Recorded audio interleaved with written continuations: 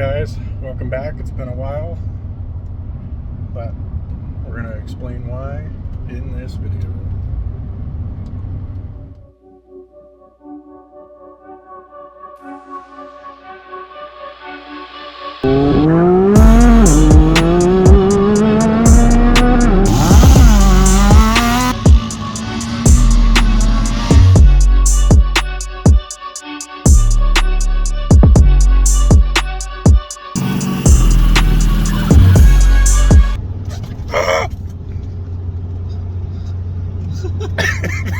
And we'll just start off by saying no. So right now, as I'm doing this is a year and a half after the incident or accident. Basically what happened is it was coming back, we were coming back from New Year's. We were taking a left-hand corner, and somebody coming the opposite direction was supposed to be taking a right-hand corner. But it's 8 degrees outside, frozen, snow on the ground, hard packed, some ice. Posted 15-mile-an-hour corner, and the person thought that speed limits did not apply to them. Also a typical Subaru driver, just figured they could turn. Well, they couldn't. So I basically felt helpless as I watched them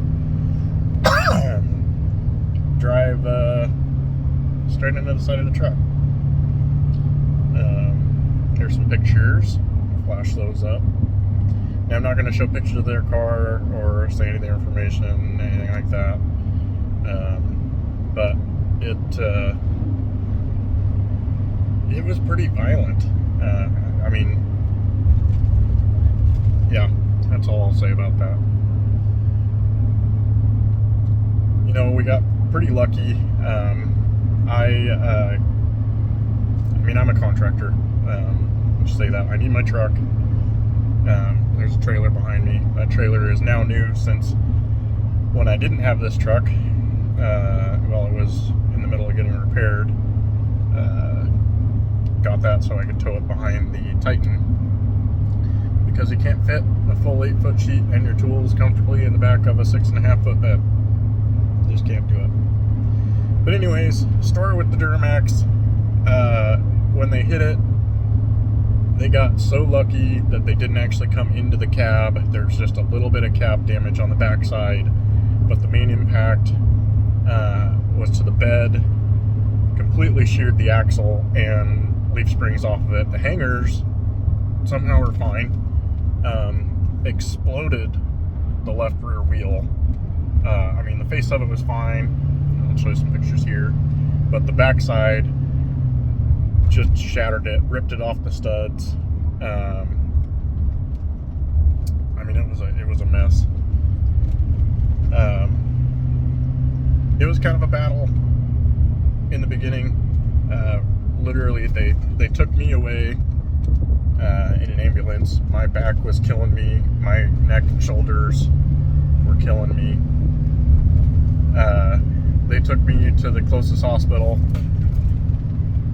And on a weekend, it's hard finding a rental company to get a tow, or a rental car tow, and I felt helpless. Like, insurance was not a help.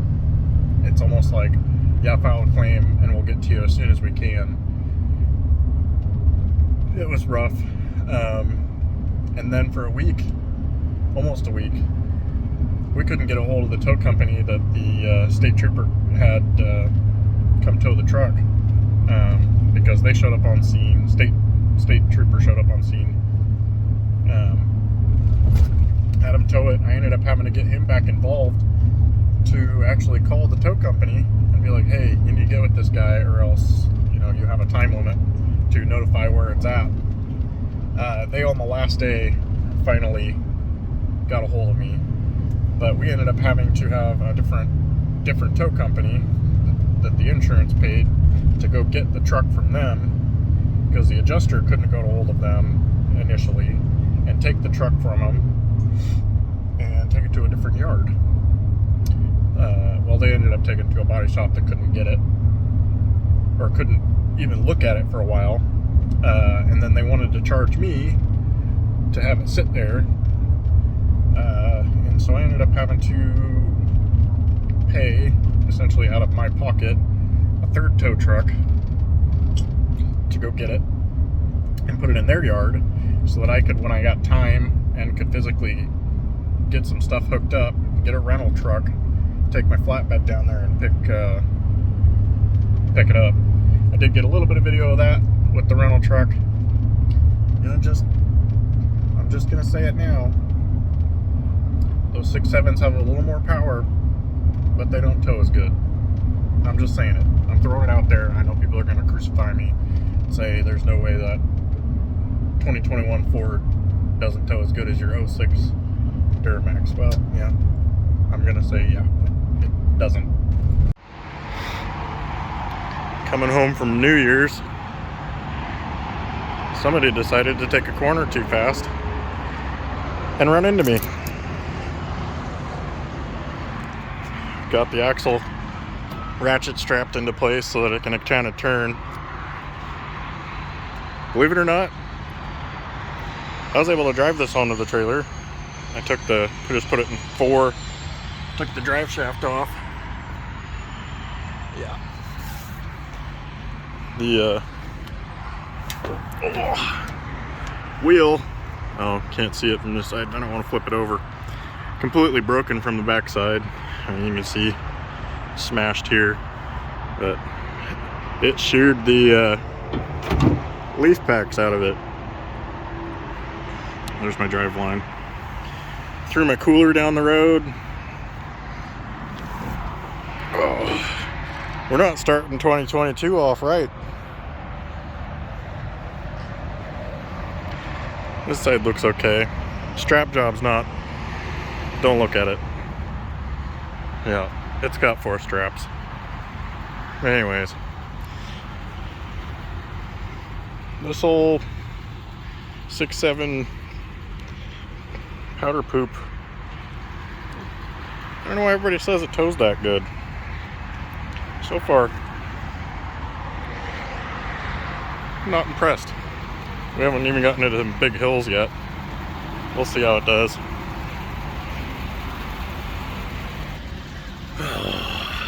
Yeah, not fun. Poor truck. I just want it to be good. Colt doesn't even like this truck. Anyways, I guess I'm just a true Chevy guy. But that's it. We're stopping to grab some food, getting it home. We weren't close to home when it happened, so this is a week-long ordeal. Insurance is going to pay. But right now, there's a lot of issues with it. So for right now, I just need to get my truck home or get it close to home so I can get it to a shop. Right now, all the shops are 3-4 weeks out from even being able to price it out, what it's going to cost to fix it. And all I've got to tell you guys is review your insurance policies thoroughly. Look at what it covers, look at your tow, look at your insurance for rental car, see how much that covers or how little it covers. In my case, over the past 10 years, I've paid double for car rental insurance that they even for their maximum payout on my policy. Of course, this is not my at fault, or the other driver was at fault and cited. So their insurance company is going to pick up the additional over what mine pays. So in the long run, I should get reimbursed. We'll find out how that actually goes. But right now, until they kick in or until it goes to subrogation, I'm kind of out of my pocket. But yeah, so this is going to be the ride home. More content to come on trying to get this fixed. Trying to assess the frame. That's the biggest point. Everything looks good with it. Looks like just the box and the rear axle. Something's definitely kind of broken with that rear end, because you can spin one side and it doesn't turn the other. It does turn the drive shaft, but the right side that wasn't impacted you turn it and it doesn't turn the drive shaft. So something's screwed up in the rear end too. But I'm still impressed that I was able to just drive the truck onto the trailer. Put it in front wheel drive Duramax right now. But that's it. Just a little update on the truck. Absolutely not a video I wanted to make. The medical portion of this is rough. Walking around is rough. Man, it even without getting a direct impact to me, just being in something that got hit that hard to spin it, it's violent. It is rougher than you would expect. I don't recommend it. Avoid accidents. Drive safe. Please slow down in the snow. But in that instance, don't get rowdy. Don't hammer down. Be safe, especially when there's other people on the road. That's it. That's my advice. Take it. Leave it. Ignore it. Sad day for the truck. Peace out. But anyways, it's been a long journey. It was a heck of a battle getting body shops to take care of it and actually get the truck fixed. I know a lot of you are going to be asking the question of why wasn't it totaled. I mean, that's a lot of work. We maxed out what they would pay for fixing it before it was totaled, so it was right on that cusp. But the price of trucks when this was in an accident, and granted this is a 06 LBZ and it had just over 60,000 miles on it when it got hit. It's in really good condition, LT3, nice truck. At least, I mean, I think it's a nice truck. And the market value at the time, comparable trucks were going for $60,000 at that time. Yeah, pretty insane. But that's what it was. So if I were to replace this with like kind, they didn't want to pay that. I really kind of didn't want to have to go on the search. It took me a long time to find this. I bought this truck when it had 26,000 miles on it. I plan on keeping it for a long time. But anyways, it's back. That was part of the reason that I haven't been shooting a lot of stuff. Well, I've been kind of shooting some stuff as far as videos, but I haven't really posted a lot because I've been dealing with this. Insurance stuff is still going. I had surgery on my back to fix that. I still have some surgical stuff to fix my shoulder. This stuff just takes forever. I always made fun of people that said that, you know, hey, it's been years and blah, blah, blah, blah. And I was like, man, why is it taking you so long? What are you doing dragging your feet? Well, now I know. It's not them dragging their feet. It's by the time you get, you know, your insurance, somebody else's insurance, underinsured, all this stuff involved. Even with my insurance company, there's 4 different adjusters involved. So 4 adjusters, the other insurance company's adjusters. Medical staff they don't seem to care about timeliness or even your patient care anymore. You're just a number, pass you along to the next one. Oh, that's not my department anymore. Here's the next one. It's a struggle. And then just like a squirrel, I kind of forgot where I was going with this. But yeah, that's it. Don't want to beat a dead horse or go on. I mean, I've shot this video actually 3 or 4 times, going in depth, and it ended up, you know, by the time I explain everything in detail, we're a couple hour video, and nobody really wants to hear me or see my face for a couple hours rambling. But truck is back 90%. I mean, the body shop did what they could 3 times. So we're going.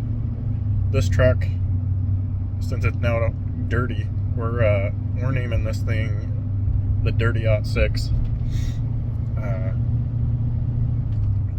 And that's it. I mean, we're back to running stuff. Truck is back. Got a new set of wheels on it. Had the race lines. Now I've got the some method wheels. I'll kind of give you a overview of the truck now that it's back together. But it's back. I'm ready to start filming stuff again, ready to get back going. I know this is a sob, but another LBZ saved. I've seen a lot of them on some of the Facebook LBZ groups that get totaled out and just thrown away, but